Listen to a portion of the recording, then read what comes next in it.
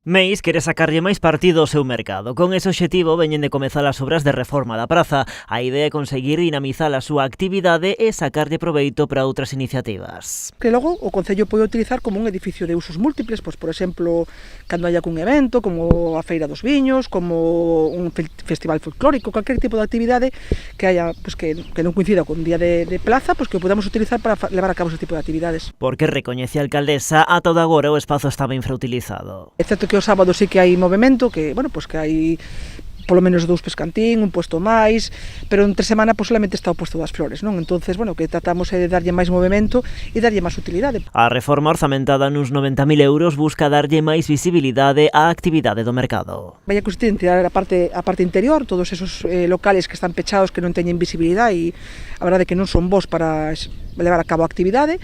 Vai a quedar como un espazo aberto, se vai a reforzar a estrutura, o tellado, eso vai a quedar como está, pero reforzado. E logo se van a colocar uns toldos de colores, destes que se poden poñer e quitar cando en función de está o día bo ou malo, para dar sombra ou para evitar a choiva. E tamén se vai a facer algún posto pechado para respetar o posto que hai agora mesmo e se algún máis se quere instalar. Ademais, retirouse xa o enreixado que separa a zona do mercado do resto da praza, coa idea de unir todo nun único espazo. Fusionar a Praza de Abastos ca Praza de España e facer todo como un elemento integrado.